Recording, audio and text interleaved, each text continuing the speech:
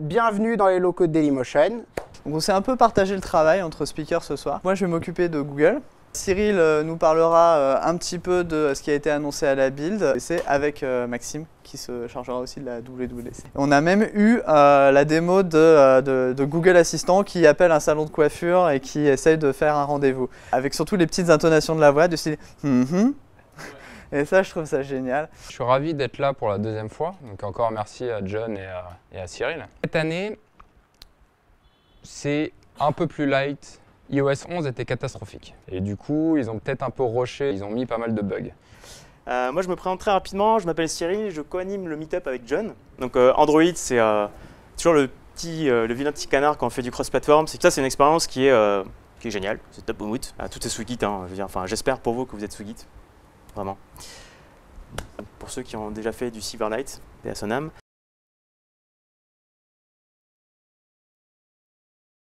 Merci d'être venu à Dailymotion. Donc moi je suis Damien Delair. Je n'ai pas de slide parce que j'ai complètement loosé cet après-midi. Mon but c'était de vous présenter une des nouvelles fonctionnalités que Microsoft nous a sorties à la build, qui est les UWP XAML Islands, qui est en fait pour but d'intégrer des composants UWP en WinForm ou WPF. Donc j'ai eu la bonne idée de vouloir prendre le SDK Dailymotion et essayer de l'importer sur du WinForm ou du WPF. Pour l'instant, ça ne marche pas, donc sorry. En tout cas, bienvenue dans les locaux de Dailymotion. Nous recrutons, donc si jamais vous cherchez un nouveau boulot, on cherche des gens. Et je vais laisser la parole à mes camarades pour une présentation de meilleure qualité que la mienne, j'espère. Du coup, moi, je vais essayer de retrouver ma souris pour commencer. Et je vais vous parler des nouveautés de la Google I/O. Donc on s'est un peu partagé le travail entre speakers ce soir. Donc moi, je vais m'occuper de Google. Ce qui, comme vous le voyez, est parfaitement logique. Hein. C#, Xamarin, sur un Mac. Donc je vais parler de Google. Et Cyril nous parlera un petit peu de ce qui a été annoncé à la build et de la WWDC avec Maxime qui se chargera aussi de la WWDC. Voilà. Donc moi, je vais faire un petit peu un récapitulatif rapide sur ce qui a été dit à la Google I/O de cette année. Et je vais essayer d'axer le truc sur ce qui est intéressant pour le développeur cross-platform. Parce que, bon, il y a des choses qui ont été annoncées, que je vais répéter, mais en fait, on n'en a rien à faire, nous. Donc, à l'agenda de cette présentation, je vais faire quand même un petit récap sur la keynote, rapidement. On va parler des nouveautés qui impactent le développeur Android, que ce soit en natif ou pas.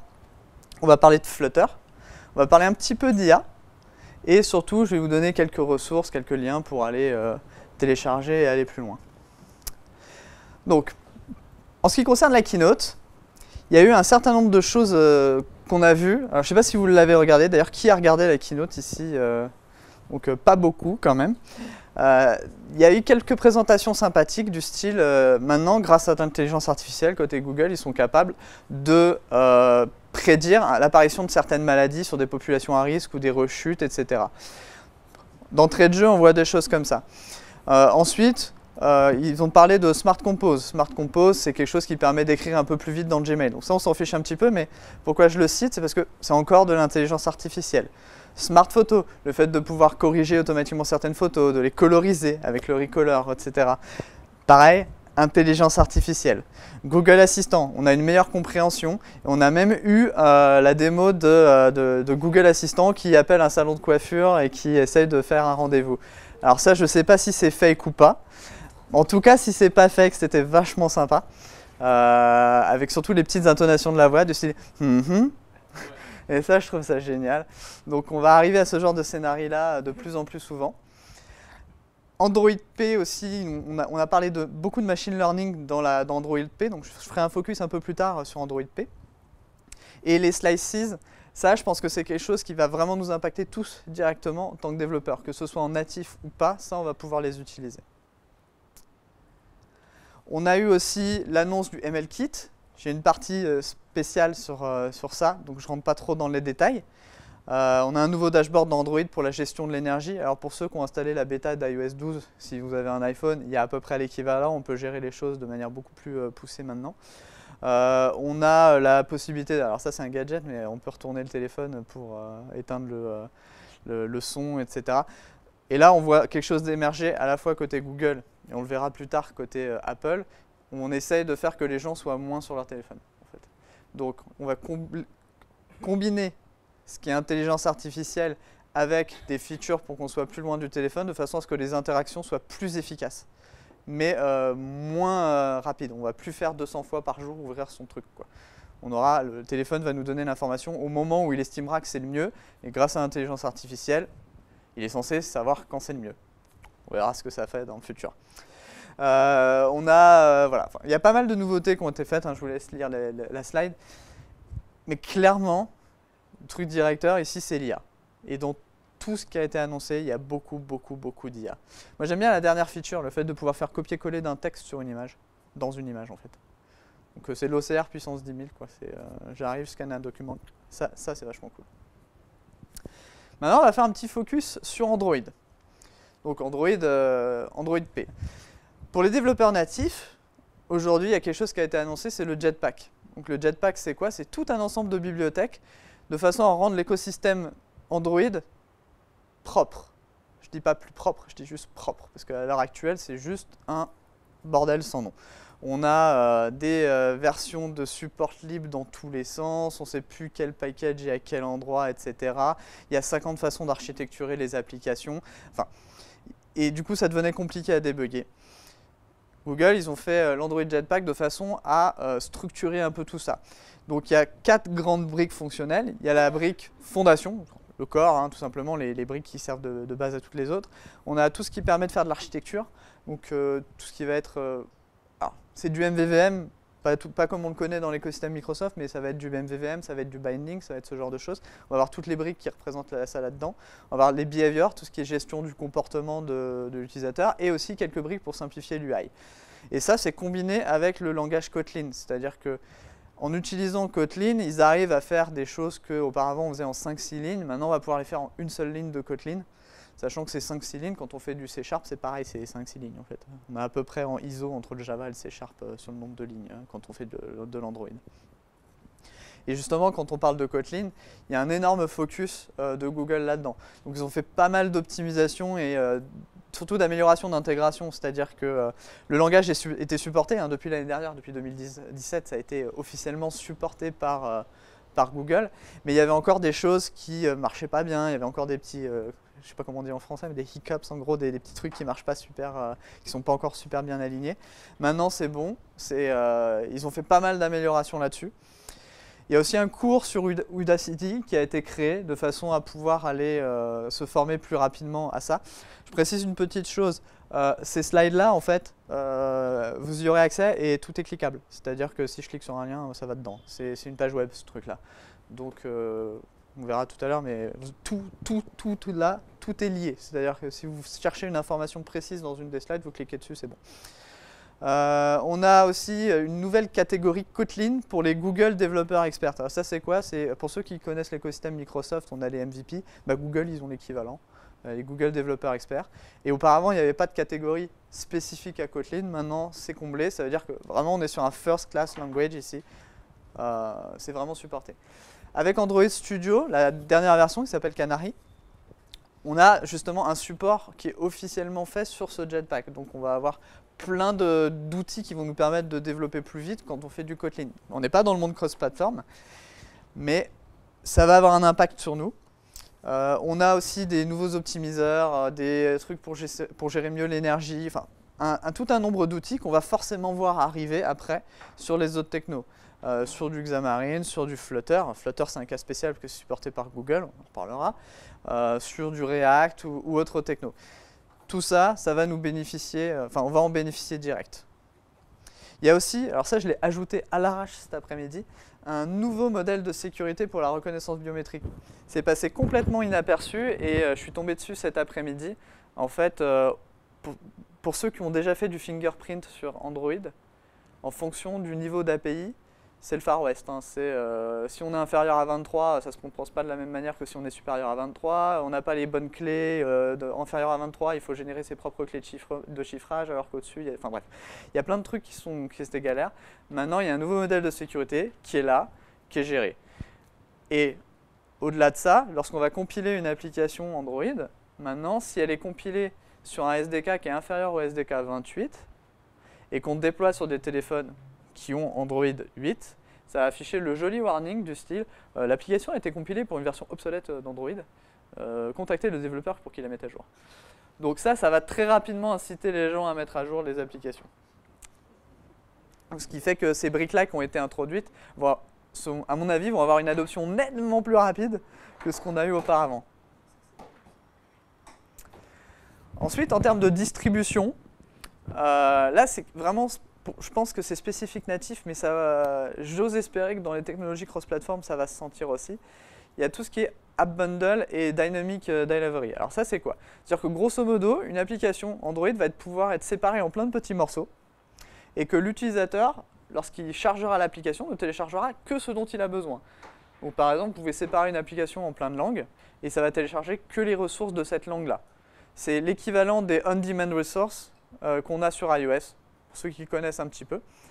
Un peu différent, mais voilà, ça existe et c'est entièrement lié au fonctionnement aussi du Play Store. Donc c'est une option qui s'active et lorsqu'on envoie un package avec cette option activée, ça va faire tout un ensemble d'opérations côté Play Store pour hacher le package en plein de petits morceaux et vous envoyer que les morceaux de viande qui intéressent l'utilisateur.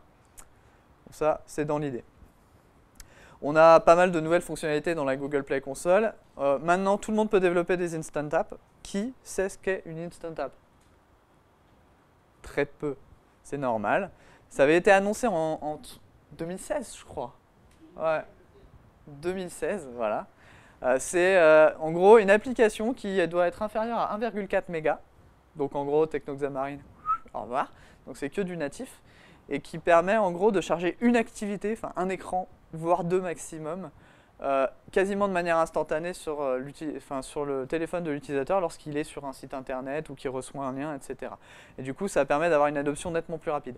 Typiquement, je crois que la fourchette utilise ce genre de choses de façon à ce que lorsqu'on veut réserver un restaurant, on ait une expérience qui soit nettement plus cool dès le premier clic. Et c'est quelque chose qui était un peu limité à l'usage par Google. Maintenant, tout le monde peut en faire.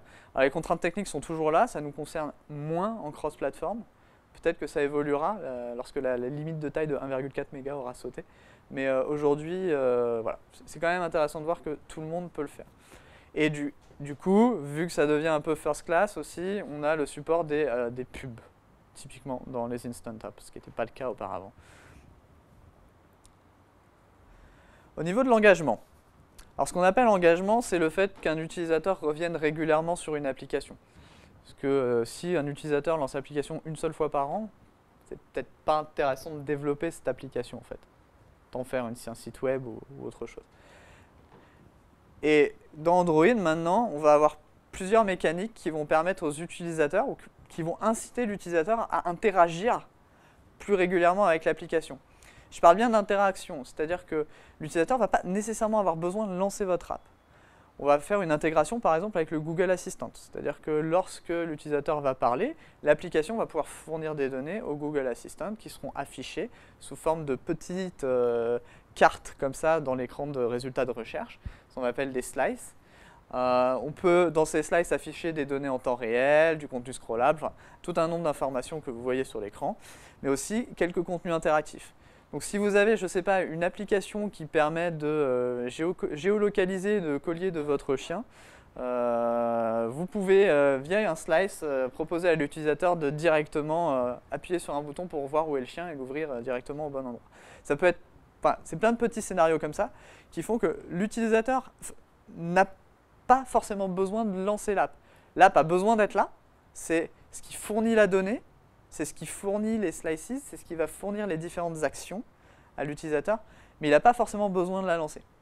Et ça, c'est quelque chose qui sera disponible quelle que soit la techno utilisée, parce qu'en fait, ça s'ajoute dans le manifeste, c'est un certain nombre de choses qu'on met, c'est un hook. Alors, j'ai pas trop regardé dans le détail, mais c'est un peu comme quand on reçoit un push notification sur Android, on a une espèce de de listener à ajouter de manière globale à l'application, et lorsque quelque chose se passe, on peut lui fournir des infos.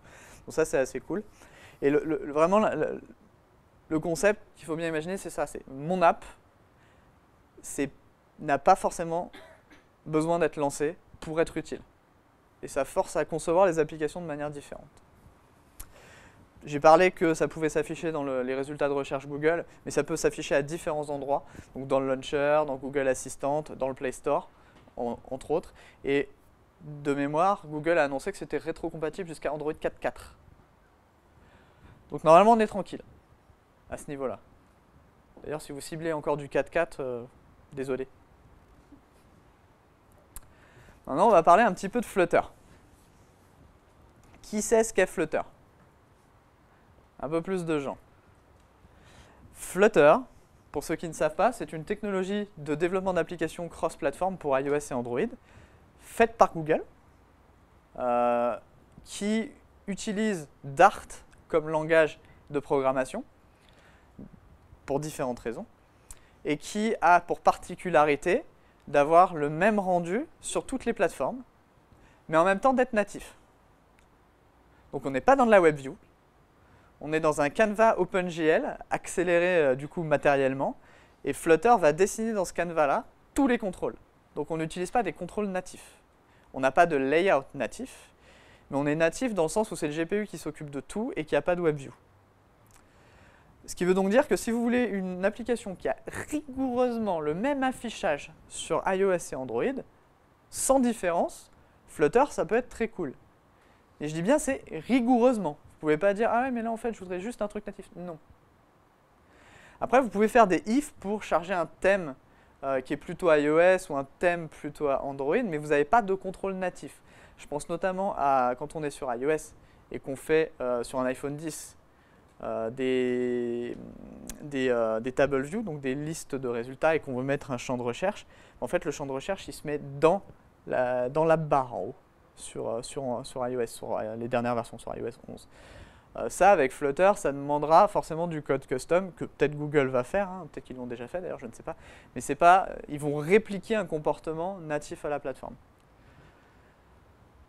La couche, je parlais de Canva OpenGL, cette couche-là, en fait, c'est un truc qui s'appelle Skia, qui est derrière ça. Skia, c'est juste utilisé par Chrome, donc c'est plutôt rapide. C'est en C++. Donc il y a des gens qui sont en train de s'amuser dans l'écosystème Xamarin à essayer de se plugger directement dessus pour aller un peu plus vite. Il y a un port de Skia qui existe en Xamarin qui s'appelle Skia Sharp, qui est un peu lourd mais qui marche très très bien par contre.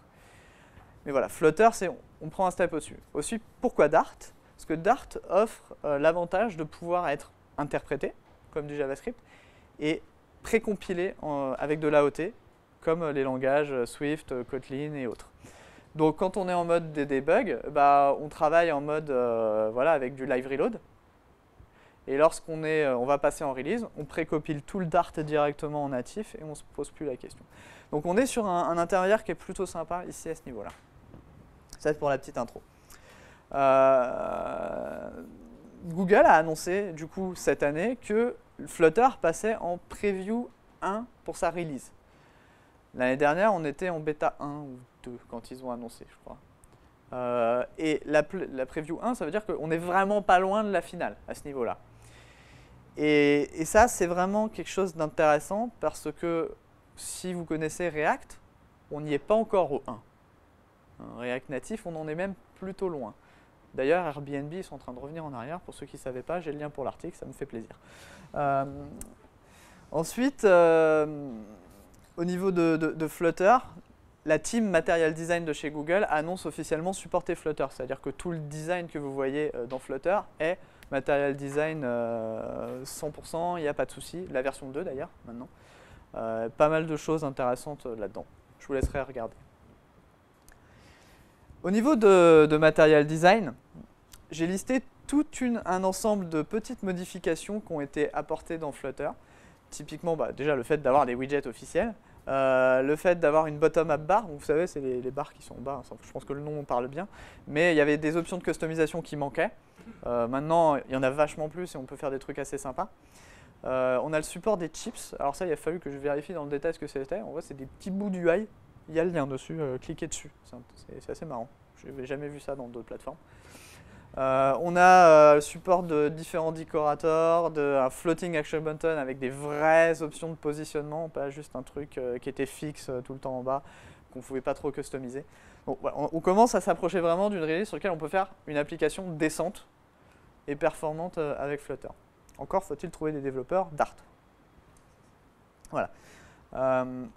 Pareil, la dernière feature, c'est vraiment le truc qui montre que c'était en bêta. On ne pouvait pas facilement choisir les couleurs et les formes pour un slider.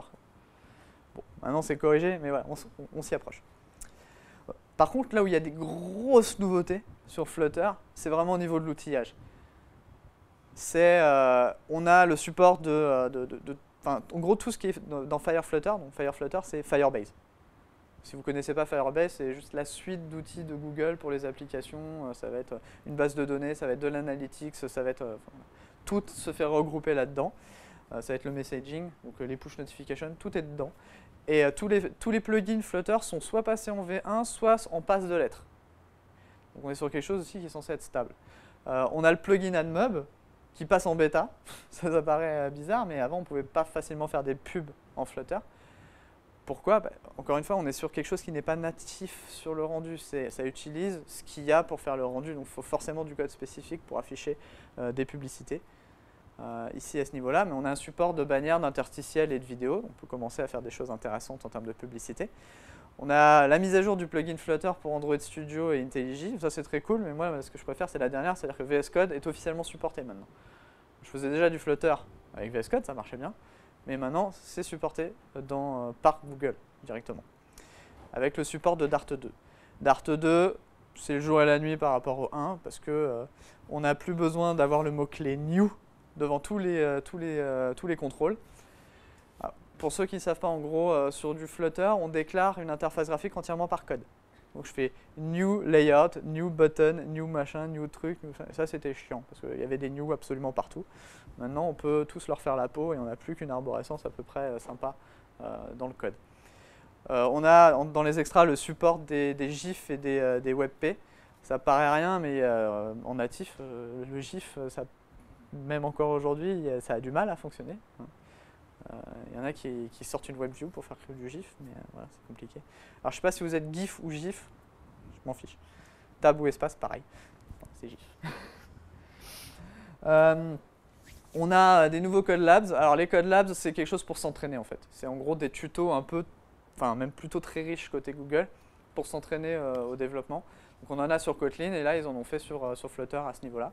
On a aussi des cours sur Udacity et on a la possibilité. Ça aussi, c'est pas super bien annoncé, mais je l'avais vu en session et j'ai mis un temps fou à le retrouver. On peut faire du Flutter sur un Pixelbook. Donc déjà, il faut avoir un Pixelbook, qui est quelque chose de locké normalement, hein, c'est un Chrome OS. Mais en fait, quand vous passez en mode développeur, derrière, c'est un Linux, donc à peu de choses près. Et du coup, vous pouvez débloquer et installer ces outils. Et en présentation, j'ai vu un mec sur VS Code en train de faire du Flutter sur un Pixelbook, ça m'avait intrigué. Donc il y a le lien de l'article qui explique comment on fait. Si ça vous amuse, si vous voulez. C'est plus rien? Fuchsia. Ouais, ça va arriver, mais...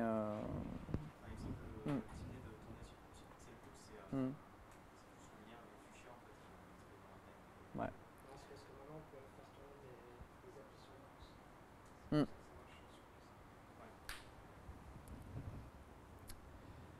En termes d'intelligence artificielle, on commence à attaquer la dernière partie.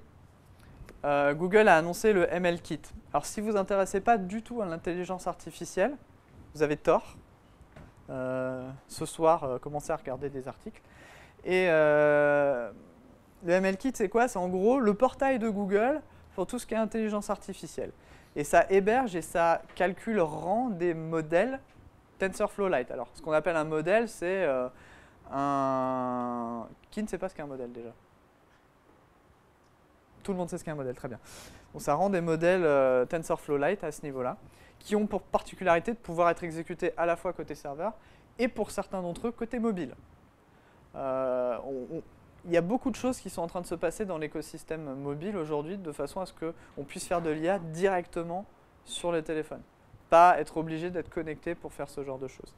Et parmi toutes ces fonctionnalités-là, on a la reconnaissance de texte, de visage, alors de monuments naturels ou artificiels, c'est-à-dire la Tour Eiffel, le parc de Yosemite, je sais pas, le Mont Blanc, je dis n'importe quoi. Il va pouvoir reconnaître ce genre de choses sur les images, scanner un code barre et la labellisation d'images. Donc en gros, il va prendre une image, il va regarder dedans il y a un chat, dedans il y a un chien, dedans il y a un humain, tac tac tac, il met des tags et après vous pouvez filtrer directement dedans. Bon, ça c'est plutôt très cool. Au niveau des ressources, donc là je vous ai fait des slides où il y a des gros liens.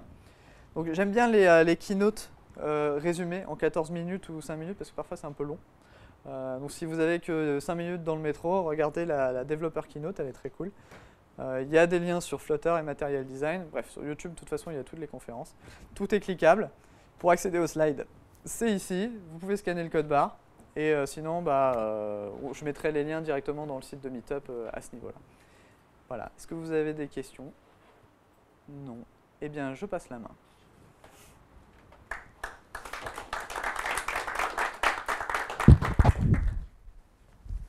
En tout cas, je suis ravi d'être là pour la deuxième fois en tant que speaker. Donc encore merci à John et à Cyril, et forcément Dailymotion aussi.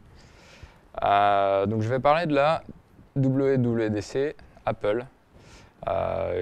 Si vous faites du Xamarin, il y a certaines choses qui sont quand même très intéressantes. Tout ce qui se passe côté Apple, faut essayer de bien comprendre leur fonctionnement pour pouvoir le reproduire. Cette année, c'est un peu plus light, entre guillemets, par rapport aux autres années. iOS 11 était catastrophique, sur plusieurs raisons. C'est que l'iPhone 10 a amené de nouvelles fonctionnalités, de nouveaux écrans.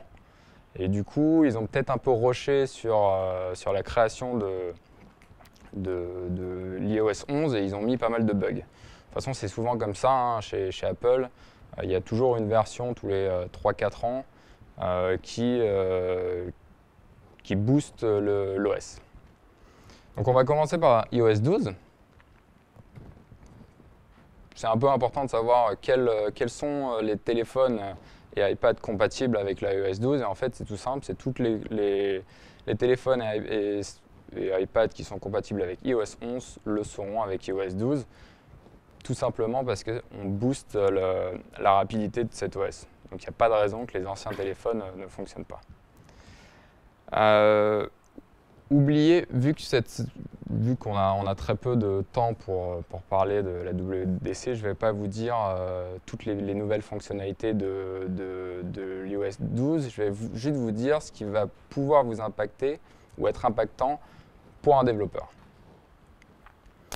Alors la bêta 2 est déjà sortie et la release, d'ailleurs j'ai pas changé, la release publique a été sortie aujourd'hui.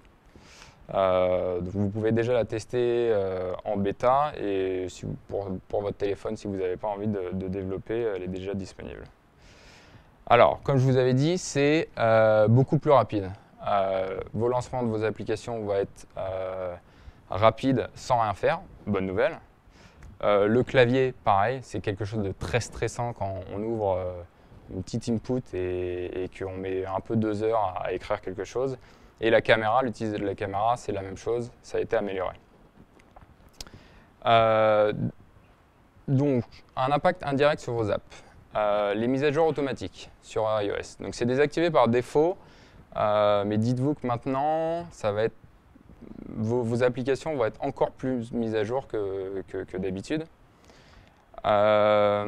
Beaucoup d'informations sur la consommation de la batterie. Donc ça, ils ont déjà fait un effort sur iOS 10 et 11. Ça veut dire qu'un utilisateur qui sait ce que vous faites exactement sur votre application est prêt à la virer, est prêt à la supprimer ou faire quelque chose. Donc il faut prendre en compte ces nouveautés. En tout cas, l'utilisateur le prendra encore plus en compte. Et des notifications silencieuses. Alors je reviendrai sur les notifications maintenant. On a beaucoup plus de possibilités dans notre application pour gérer les notifications. Donc il y a des notifications de groupes personnalisés, c'est les Thread Identifiers. Vous pouvez gérer maintenant à l'intérieur de votre application, activer et désactiver des notifications que précédemment l'utilisateur avait désactivées. Avant, on était obligé de revenir dans Réglages et changer si on voulait accepter des notifications ou pas. Donc Apple a fait énormément de choses sur les notifications. D'ailleurs, l'affichage est changé aussi différemment. Donc il faudra peut-être repenser certaines choses, qu'une notification est peut-être plus vue ou moins vue en fonction de comment vous allez l'amener. Siri Shortcut. Alors, je ne sais pas si vous utilisez ou les utilisateurs d'iPhone l'utilisent énormément, mais maintenant on va pouvoir customiser Siri, entre guillemets. Donc on va pouvoir lui dire que sur cette application, je dis une phrase comme quoi je veux un café, enfin, c'est pas très personnalisé, mais je veux le Tata Café. Et ça, vous lui dites en mode raccourci que ça vaut à une commande d'un café sur une application. Et il va le retenir, il va appeler directement votre application qui va commander le café. Sachant que, John a parlé énormément d'IA, Siri va apprendre en fonction de votre application de comment l'utilisateur demande et quand il le demande pour améliorer justement cette précision de votre application. Donc, il y aura les Siri indirects, comme quoi, il y aura les shortcuts que vous allez pouvoir coder directement dans votre application et les shortcuts que vous allez pouvoir utiliser sur une app dédiée. Apple a créé une application dédiée pour les shortcuts et vous allez pouvoir gérer de cette façon. Alors ça, c'est pas forcément très utile, mais ils ont parlé le Memoji. Je ne sais pas si ça se prononce comme ça. Ils ont été fans de leur emoji avant. Maintenant, vous allez pouvoir personnaliser votre petite Memoji. Et moi, je me demande si justement, par la suite, ça ne serait pas possible de l'intégrer dans les applications. Donc ça, c'est quelque chose que je me suis demandé. Ça n'a été pas encore fait, hein, ça n'a pas été dit, mais c'est une possibilité que je me dis que ça serait sympa. Je ne vois pas pourquoi il n'y a que sur les messages, un texto, et vous allez envoyer avec votre Face ID de reconnaître votre visage et les paroles et d'envoyer un message. Je pense qu'il pourrait peut-être aller plus loin. Donc là, je vous parlais aussi de l'application qui va permettre aux utilisateurs de se rendre compte de qu'est-ce que votre application fait. Et je pense qu'il faudra quand même jeter un coup d'œil un peu plus précisément une fois que iOS 12 sera sorti, enfin en public ou si vous l'utilisez en bêta, pour ne pas justement que l'utilisateur supprime votre application. Ce serait quand même un peu dommage. Alors, Xcode 10. Il y a eu quelques changements. Des changements que Xamarin ne s'occupera pas, comme Swift 5 par exemple. Mais il y a le Dark Mode Support, j'allais le parler après, c'est pas forcément dans l'ordre. Le Xcode 10, l'application sera en Dark Mode. Donc c'est dommage, c'est pas forcément dans l'ordre. Je reviendrai par la suite après, désolé. Voilà. On parlait de modèles, John a parlé de modèles.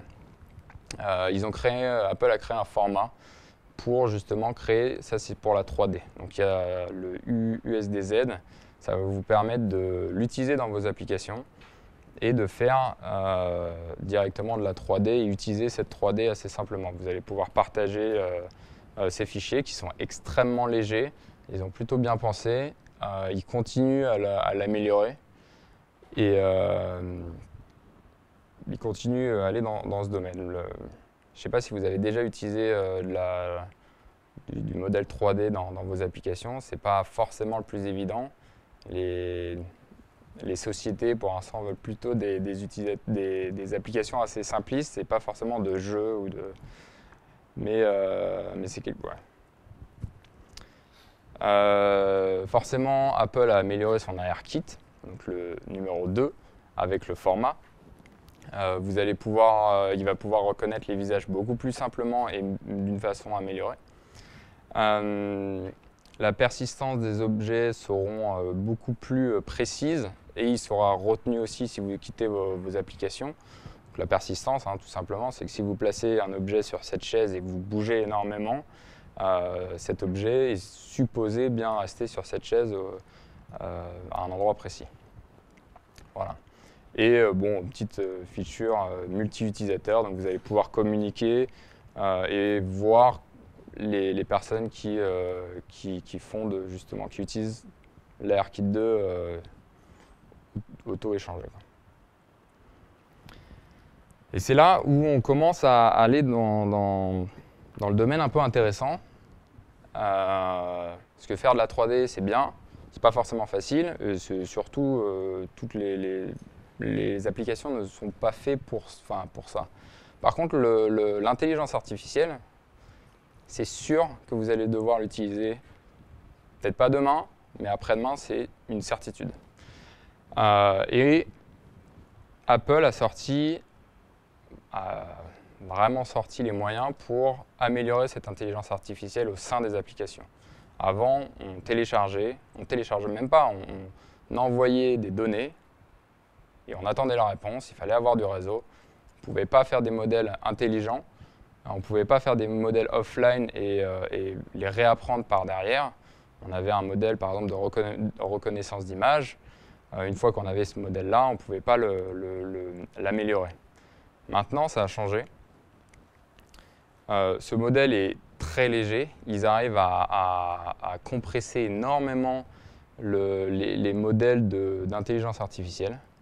Donc, quand on passe de 60 MO à 15 MO pour une application mobile, simplement pour le modèle, c'est quelque chose de très intéressant. Et là, on peut commencer à s'y pencher. Alors, le Core ML Tool, c'est ce que utilisait le MM-Model de l'année dernière. Cette année, tout ce que vous connaissez, ou pas d'ailleurs, si vous ne faites pas d'intelligence artificielle, mais seront incorporés et utilisables avec iOS, avec Apple. John a parlé de TensorFlow au tout début, c'est justement la reconnaissance vocale, l'intelligence artificielle sur du vocal et reconnaissance de texte aussi. Vous pouvez utiliser votre modèle directement au sein de votre application. Là, ça commence à être vraiment intéressant et on peut faire des choses extrêmement simples. Mais il y a certains, frameworks qui sont quand même un peu compliqués au début. Et c'est pour ça que Apple a créé le CreateML. C'est du drag and drop d'imagerie. Il va pouvoir reconnaître tout simplement votre modèle. Vous allez créer votre modèle directement sur Xcode. Il va vous générer un modèle. Vous allez pouvoir l'utiliser dans l'application. Et l'avantage aussi, c'est que vous allez pouvoir continuer de lui apprendre au sein de votre application. Ça, c'est quand même très intéressant. C'est faire du offline dans un modèle réduit. Avant, on était obligé d'avoir toutes les images. Par exemple, si on travaillait sur de l'imagerie, on avait une bande de données de 15 images. Si vous vouliez recréer ce modèle amélioré, il fallait reprendre ces 15 images, plus rajouter d'autres choses et régénérer ce modèle, le télécharger. C'était faisable, mais c'était quand même un peu compliqué. Là, Apple dit, il est certain que c'est l'intelligence artificielle, simplement, vous n'avez pas besoin de connaître de maths, rien du tout. Donc Apple a vraiment, sur cette keynote, c'était vraiment leur objectif, d'ailleurs comme Google, c'est sur l'intelligence artificielle.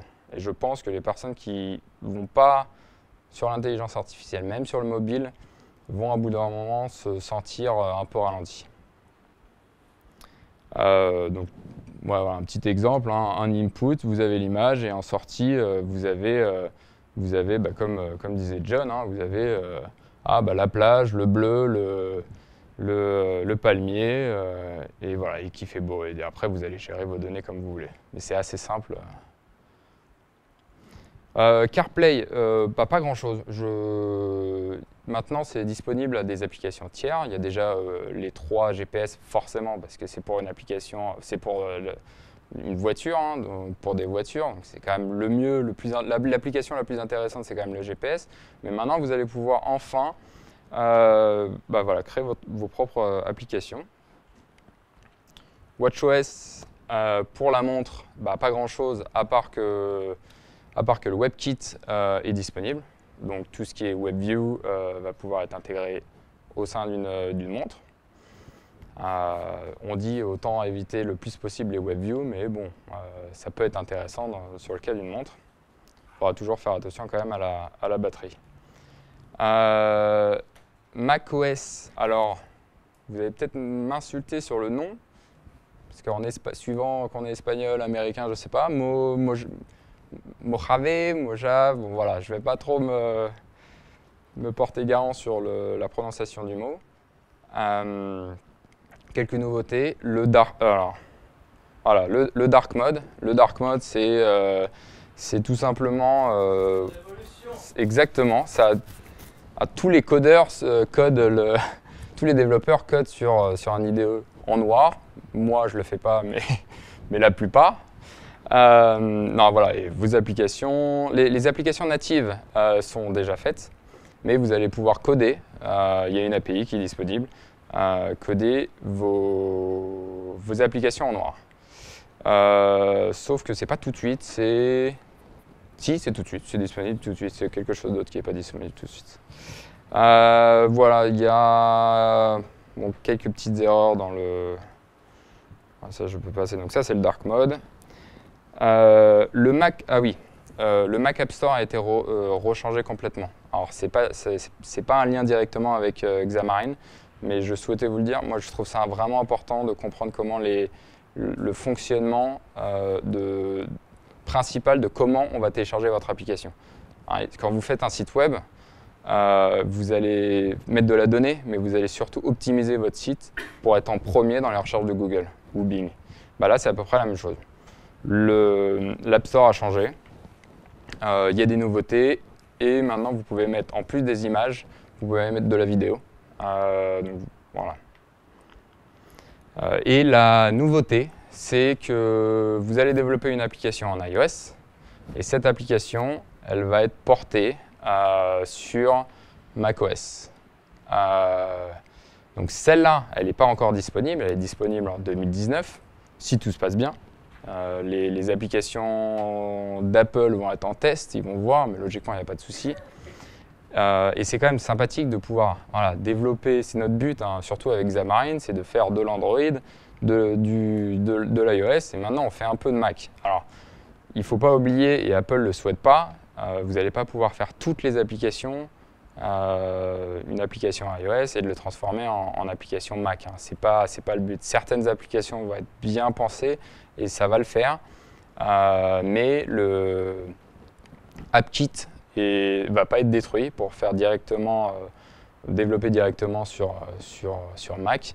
Il va continuer à être porté et justement à être amélioré. Le but, c'est sur certaines applications, si vous n'avez jamais eu le temps de faire du Mac, là, il y aura quand même vos applications qui vont être portées sur Mac et c'est assez sympathique. Il gère aussi... Mac va être un peu plus restreint sur la sécurité.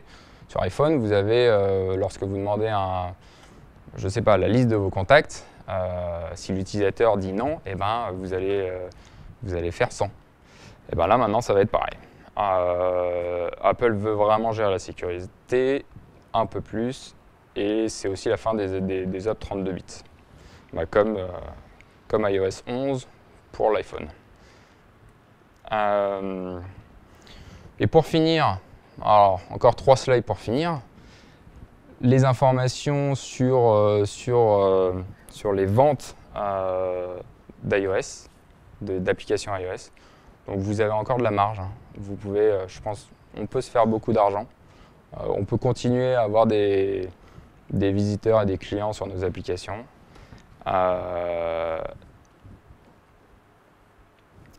Ouais. Et ce que j'ai vu aussi intéressant, les guidelines d'Apple, eh ben, ils ont un peu changé, donc il faudrait quand même faire attention.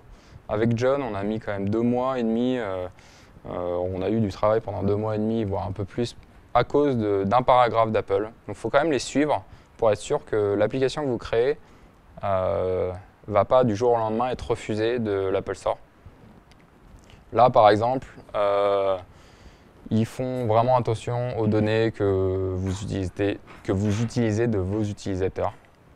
Si vous les revendez, il y a de grandes chances que, et s'ils le trouvent, il y a de grandes chances que, votre application ne puisse plus fonctionner sur l'Apple Store. Et l'autre, c'est sur la crypto. Tout ce qui est crypto, maintenant, ça commence à faire un buzz, les blockchains, etc., le minage. Il y avait eu un gros hack sur du JavaScript où justement on pouvait mettre un petit plugin sur les sites internet et vous miniez sans en apercevoir. Enfin si, quand même le CPU il est à 100%, mais bah là si vous faites la même chose, il y a de grandes chances que vous soyez banni directement. Donc il faudra faire attention aussi un peu à ça. Et c'est un peu tout sur cette année 2018. Donc je vous donnerai bien sûr les slides sur le Meetup. Et je serai ravi d'en discuter un peu plus tout à l'heure. Voilà, merci. Bon, ben moi je vais vous parler de la build. On a parlé WWDC, on a parlé Google I.O. et là maintenant on va plutôt parler de Xamarin. Je ne vais pas vous cacher, ça va être 80% de Xamarin. Je ne sais pas si ça intéresse tout le monde. J'espère un petit peu, sinon je suis désolé, il va falloir attendre pour aller manger. Moi je me présente très rapidement, je m'appelle Cyril, je co-anime le Meetup avec John. Je suis sinon en journée développeur mobile chez SOAT, une SS2I parisienne, chez qui on fait pas mal de choses, du back, du front, du DevOps, du cloud, évidemment du mobile. On fait du cross-platform, du natif, du web, enfin bref, vous choisissez vos armes. Et surtout on recrute. Donc, voilà, petit message publicitaire hein, en passant. Donc je vais commencer par une petite partie sur Visual Studio, qui est quand même l'outil principal pour développer en .NET, C# et sur plein d'autres langages, C++, etc., mais en particulier pour Xamarin. Et à la build, on a annoncé la version 15.7. Alors ils ont une nomenclature de numéro de version un petit peu particulier, mais en gros, il faut suivre un petit peu, on est en Visual Studio 2017. Et la première nouveauté, c'est la possibilité de faire du provisioning de device iOS de manière complètement automatisée. C'est-à-dire que c'est exactement la même expérience qu'on a dans Xcode, mais cette fois-ci au sein directement de Visual Studio. C'est déjà disponible dans Visual Studio pour Mac. Maintenant, c'est disponible dans l'expérience sous Windows, donc ça, c'est plutôt sympa. Donc, en gros, on remplit ses credentials Apple et automatiquement, en fait, il va faire le lien avec votre équipe, votre compte Apple et on va pouvoir approvisionner comme ça des devices. Il va automatiquement télécharger les provisioning profiles. En gros, toute la tambouille qui prend à peu près une doc de 26 pages, tout ça automatisé au sein de Visual Studio directement. Donc ça, c'est plutôt la bonne nouvelle pour ceux qui sont sous Visual Studio sous Windows. On a aussi une gestion automatique du SDK Android. Donc, Android, c'est toujours le vilain petit canard quand on fait du cross-platform, c'est qu'il y a toujours de la configuration à mettre à jour, les SDK à mettre à jour en permanence, les émulateurs, etc., etc. Là en particulier, quand on récupère un projet, souvent on a besoin d'une configuration d'un SDK dans une version particulière. Donc là dans l'outillage, ce qui est bien, c'est que maintenant c'est prévu, ça va détecter automatiquement si vous avez le SDK installé. Sinon, il va vous l'installer automatiquement. Enfin, il y a en prompt finalement quand on va lancer le projet et automatiquement on va nous le proposer. Donc ça facilite encore une fois le travail du développeur. Là, cette version, c'est vraiment ça, c'est faciliter le travail du développeur pour éviter d'avoir à trop réfléchir, avoir à cliquer dans tous les sens sans trop comprendre. Plein de nouveaux templates de projet, je vous passe les détails, avec du support de .NET standard en particulier. Xamarin Forms, pour ceux qui en font, vous serez content d'apprendre que maintenant, on a de l'autocomplétion, de l'IntelliSense directement dans XAML. Ça fait juste à peu près quelques années qu'on l'attend. Alléluia, ça y est, on peut faire maintenant d'autocomplétion, on peut faire des imports de namespace, des choses comme ça directement dans le XAML. Dans l'expérience XAML, il y a pas mal d'améliorations aussi. Il y a ce qu'on appelle le XAML Live Reload. Alors attention, il ne faut pas le confondre avec du Hot Reload comme on a l'habitude de le voir avec React, Flutter ou tous les frameworks un petit peu modernes qui permettent d'avoir une boucle de feedback très très rapide. C'est-à-dire que dans le principe, on tape du code, on fait sauvegarder, hop, ça compile à la volée et ça fait le rendu directement d'un émulateur ou un téléphone. Ça, c'est une expérience qui est génial, c'est top au mood, c'est top. Par contre, ça, c'est pas exactement ça, sur ce principe de fonctionnement qu'on va se baser pour le XAML Live Reload. Là, le principe, c'est quoi? C'est qu'on édite un fichier XAML, donc ce qui décrit l'interface graphique, et dès qu'on fait une modification et qu'on fait sauvegarder, hop, ça va envoyer en fait le XAML directement sur le téléphone ou l'émulateur, ça va le reparser, ça va régénérer la vue courante. Ça ne va pas recompiler le code C#. C'est-à-dire que là, on parle uniquement de parsing, et en gros d'interface dynamique, mais uniquement au sein du XAML. Par contre, si vous avez un vue model qui a chargé des données, enfin en tout cas vous avez des données latentes qui sont data bindées, là, en fait, le fait de mettre à jour l'interface graphique va automatiquement rebinder les données pour les rafficher à l'écran. Donc, en gros, dans l'expérience de quand on va concevoir des interfaces graphiques avec du Xamarin Forms, ça c'est sympa, c'est qu'en là, on gagne en rapidité dans la boucle de feedback. C'est compatible Xamarin Forms 3.0 minimum et pour l'instant, c'est supporté uniquement sous Windows, donc Visual Studio 2017, sous Windows, pas sous Mac encore. Mais ça devrait arriver, on espère incessamment sous peu. Alors, un autre pain point quand on développe avec Android, il y en a plein, hein. J'en citais que quelques-uns, mais ça en fait partie, c'est que sous Windows, on a la possibilité de faire tourner un émulateur Android, ça, il n'y a pas de problème. Par contre, si vous avez Hyper-V d'activer, ça rentre en conflit souvent avec l'accélération, enfin la virtualisation qui est proposée par Intel, qui est en gros l'expérience recommandée, c'est d'installer les HAXM, qui ça parle, mais en gros c'est pour faire de l'accélération. Alors il y a un petit résumé en fait des différentes options qu'on avait jusqu'ici, donc en fonction de est-ce que je suis sous Windows, est-ce que j'ai besoin d'Hyper-V. Si j'ai besoin d'Hyper-V, du coup, je ne pourrais pas avoir l'accélération, la virtualisation suffisamment rapide pour l'émulateur Android. Si par contre j'ai pas Hyper-V, cool, je peux utiliser du coup l'accélération, enfin la virtualisation d'Intel, donc HAXM. Et après il y a d'autres solutions qui sont aujourd'hui dépréciées.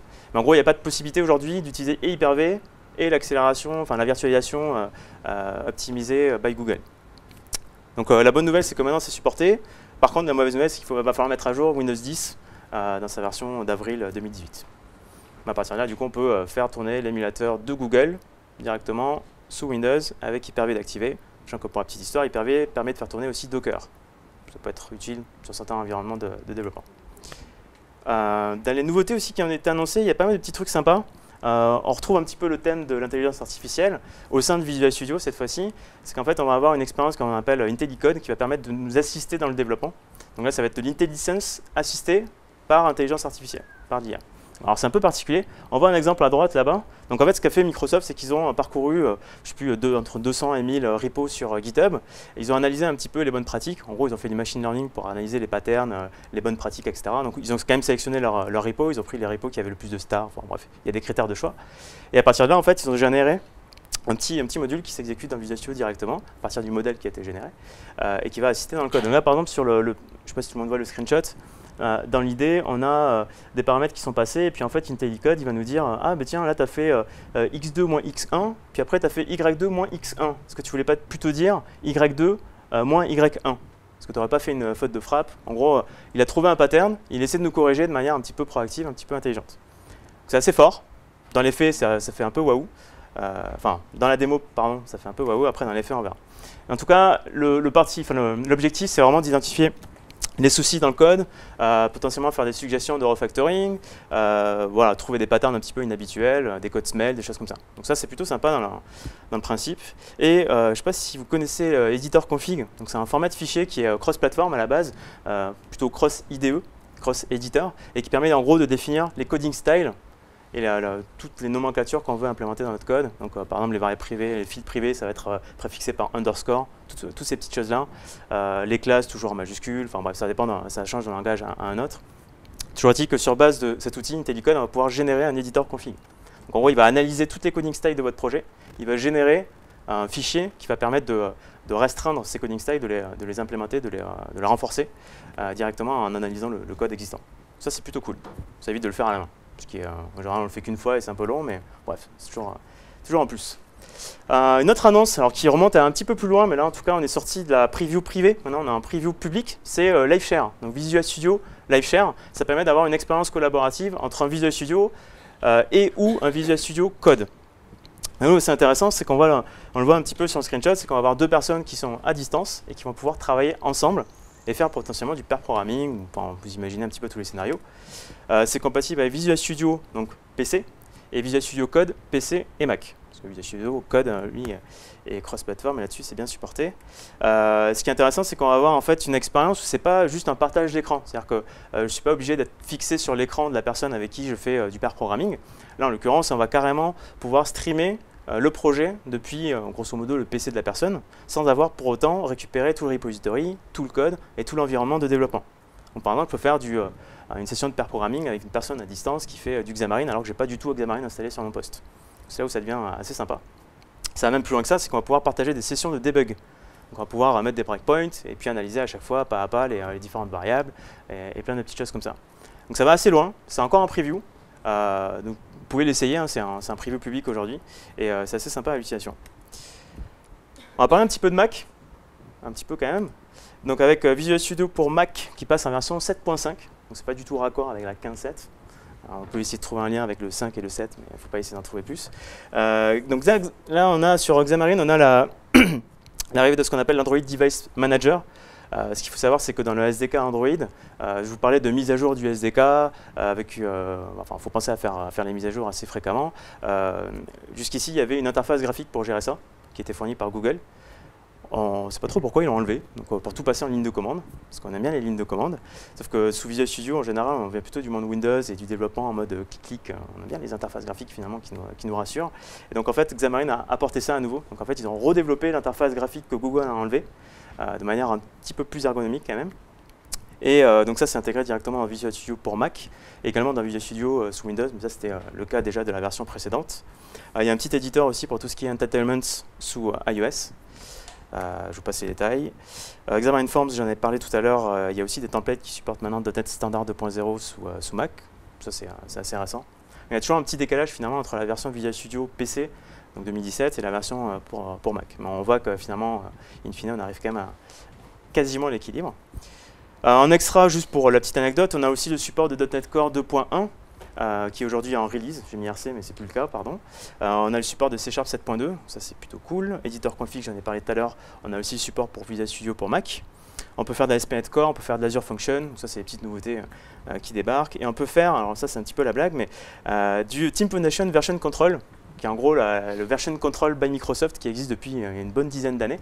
Donc ça c'était vachement décrié au tout début de Xamarin, c'est-à-dire qu'il y avait beaucoup de projets qui étaient encore sur TFS. Finalement assez peu sous Git. Maintenant c'est complètement l'inverse hein, évidemment, mais du coup il y avait beaucoup de demandes pour avoir le support de TFVC. Donc là il arrive en preview aujourd'hui, alors qu'on en a quasiment plus besoin maintenant. Tout est sous Git, hein, je veux dire, enfin, j'espère pour vous que vous êtes sous Git, vraiment. Un petit mot aussi sur Unity. Si jamais vous faites des jeux, il faut savoir que maintenant Visual Studio est l'éditeur par défaut. Donc, auparavant, c'était MonoDevelop, parce qu'en fait, avec Unity, on peut développer en mono, donc l'implémentation open source de C#. Donc, en gros, retenez Unity égale C# ou JavaScript. Et l'éditeur, à l'époque, c'était MonoDevelop pour C#. Et aujourd'hui, en fait, c'est Visual Studio, puisqu'il se décline sous Mac et sous PC. Maintenant, ça devient l'éditeur officiel. Ça, c'est plutôt cool. Donc, on a le support aussi, avec ce nouvel ajout de support dans Visual Studio pour Mac, on a l'ajout de pas mal de petites choses, .NET 4.6, C# 6, le support de .NET Standard. Donc, on va commencer à pouvoir réutiliser du code. Vraiment cross-platform avec les derniers paradigmes, les dernières nouveautés qui sont fournies par Microsoft dans l'écosystème .NET. Pour se focaliser, donc là on s'est focalisé plutôt sur Visual Studio, sur le tooling. Maintenant on va parler un petit peu plus des mises à jour de Xamarin. Alors au niveau des plateformes, donc je ne parle pas de Xamarin Forms, je parle vraiment juste au niveau du socle, qui est le binding, le wrapper autour de la couche native finalement de chaque OS. Côté Xamarin Android, pas d'énormes nouveautés, si ce n'est que maintenant on a un déploiement, donc dans l'expérience de développement, quand on déploie une application sur un téléphone ou sur un émulateur, en gros ça va plus vite. Pourquoi? Parce qu'en gros il y avait jusqu'ici un espèce de séquencement de tâches où ils installaient Mono sur le téléphone, ils installaient pas mal de petites choses de manière séquentielle et ils se sont dit hey, les mecs, et si on faisait tout ça en parallèle, ça irait peut-être vachement plus vite.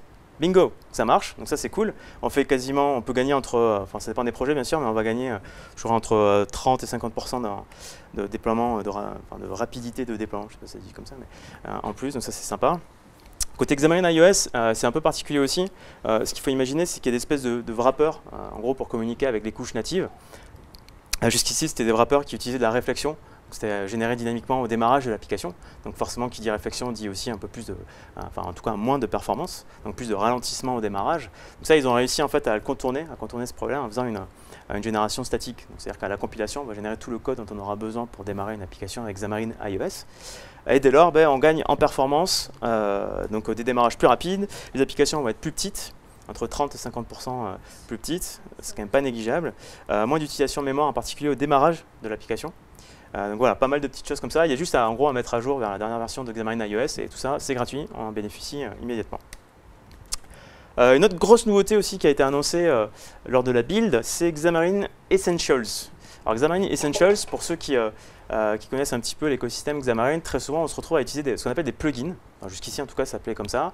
Alors, en gros les plugins c'est quoi? C'est des espèces d'API cross-platform qui permettent par exemple d'accéder, d'envoyer des SMS, d'envoyer des mails, accéder à la géolocalisation. Donc c'est une espèce de couche d'abstraction cross-platform qui permet d'être utilisée dans une couche commune finalement à nos projets. Donc sur iOS, ça va faire appel aux bonnes API, sur Android pareil, potentiellement sous Windows également.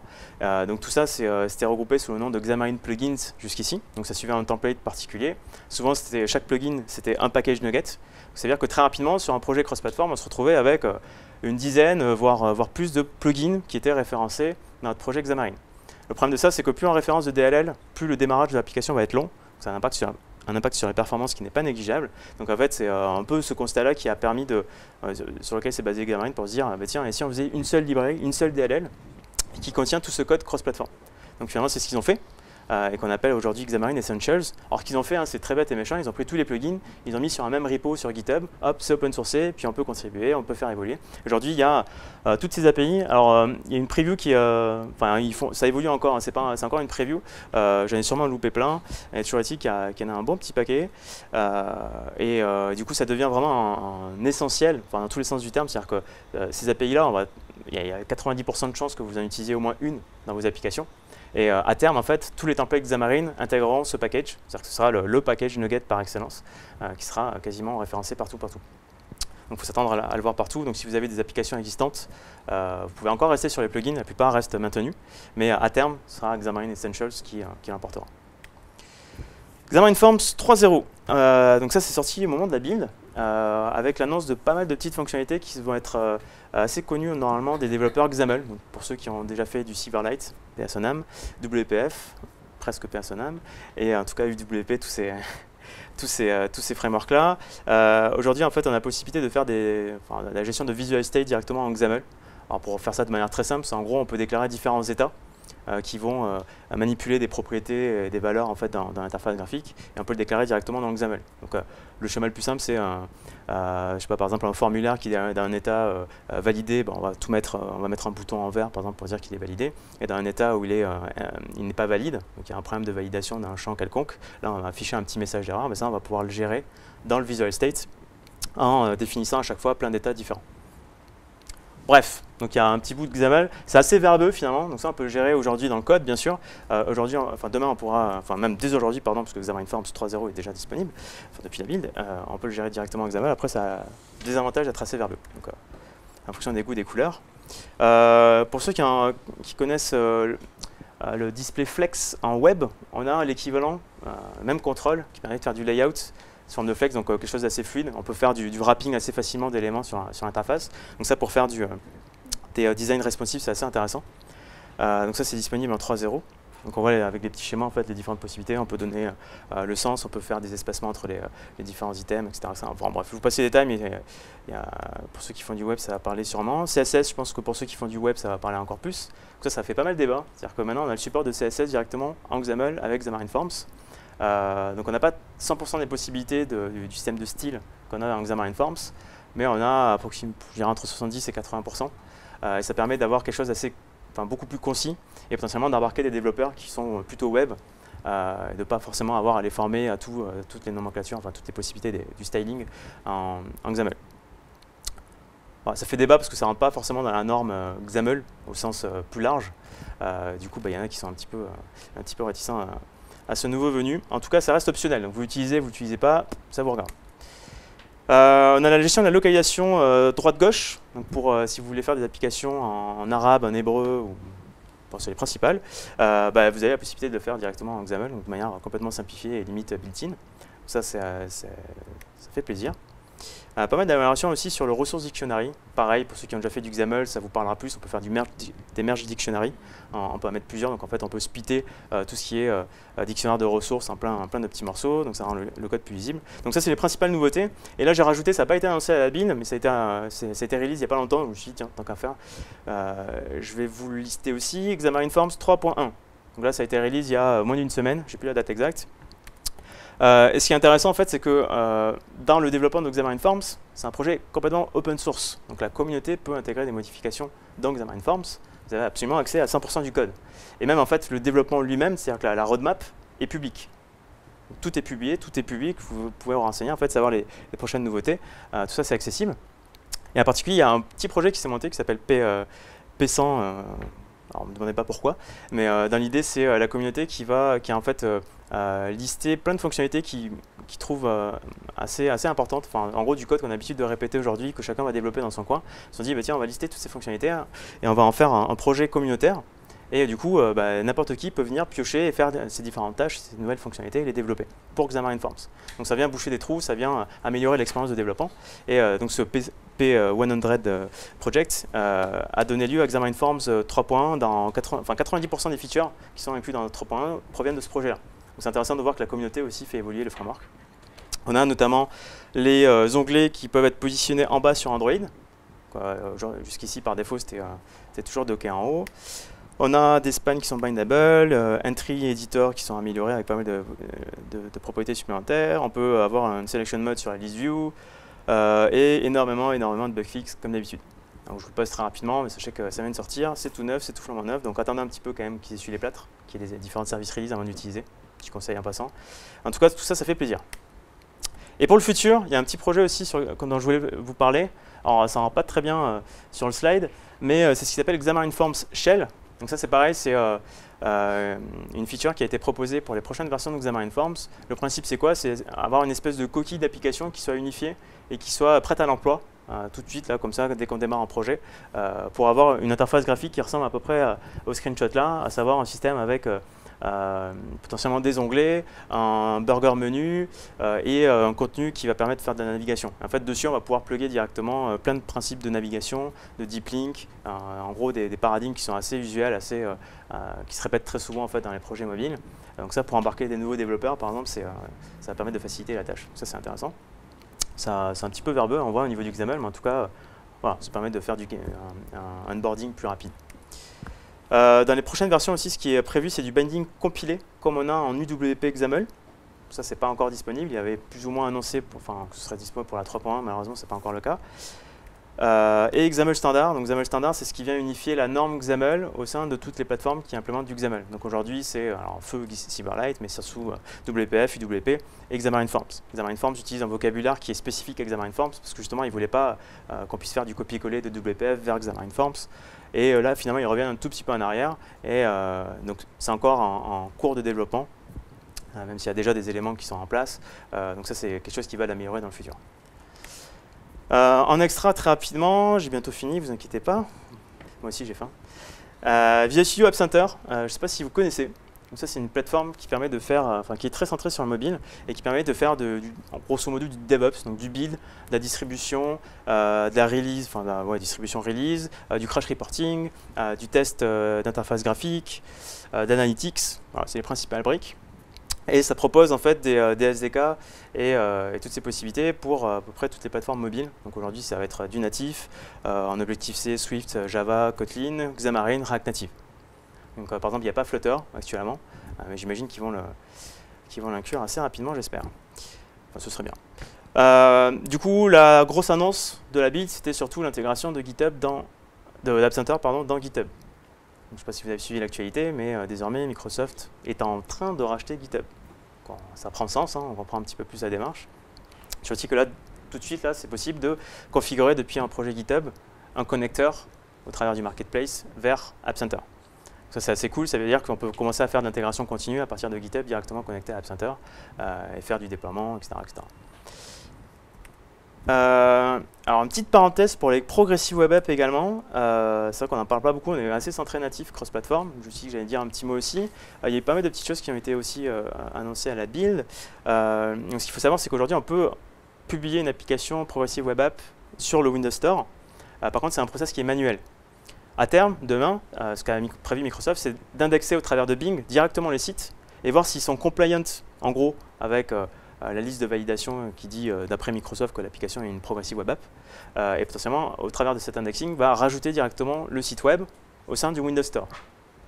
C'est-à-dire qu'il n'y aura plus besoin de passer par un process manuel. On pourra directement, en gros, alors on ne sait pas exactement, je ne me rappelle plus exactement si c'est l'indexing automatique, c'est-à-dire que votre application va être disponible directement dans le store sans rien à faire, ou s'il faudra passer par un mini process, en gros, on dit tiens, va chercher mon site, parse-le, et puis je clique sur OK, et c'est bon, c'est validé, c'est dans le store, à partir de toutes les métadonnées qu'on peut avoir au niveau de la Progressive Web App, etc.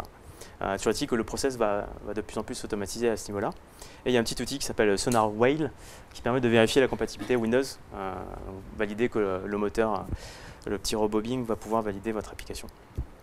Les petites particularités aussi, c'est pas trop connu, donc je me suis dit que c'était intéressant de le dire aussi, c'est que sous Windows, en fait, quand vous êtes une Progressive Web App, donc dans ce mode-là, en fait, si vous avez une application du coup, qui est installée au travers du Windows Store, vous n'avez pas de limite sur le local storage. En gros, vous pouvez écrire des fichiers et saturer le disque autant que vous voulez. Top.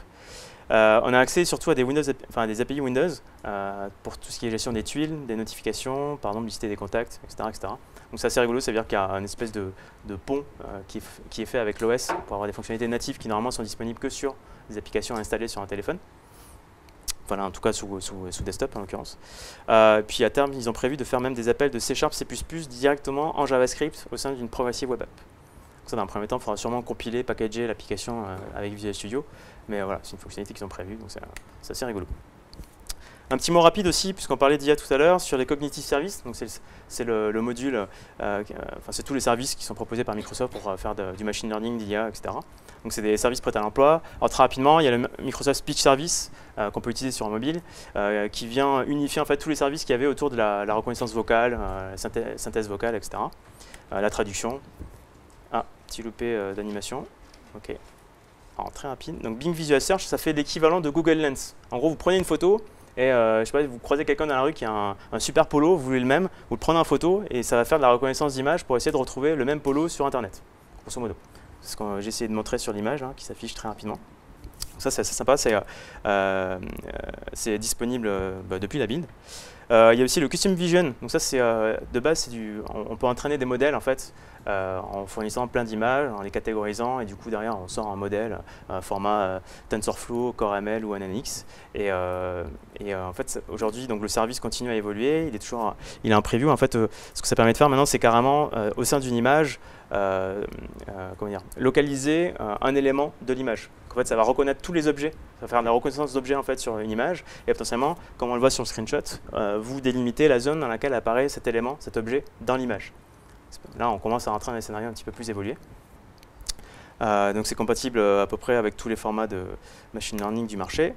Et la dernière brique qui a été un petit peu agrégée, parce que jusqu'ici c'était un petit peu le bordel, c'est Q&A Maker. Donc ça, grosso modo, ça permet de faire des chatbots et des expériences conversationnelles avec une intelligence artificielle et pour l'intégrer directement sur une application mobile, par exemple, mais pas que. Voilà, je vous ai fait alors il y a un petit récap qui est assez intéressant, qui permet de lister tous les liens avec toutes les annonces de la build. Ça m'a pas mal servi pour faire les slides. Je l'ai mis sur un lien un peu raccourci, donc bit.ly/recapbuild 2018, si jamais ça vous intéresse. Donc ça parle pas que de mobile évidemment, mais en tout cas ça a le mérite de tout résumer. Et c'est tout pour moi, et je vous remercie.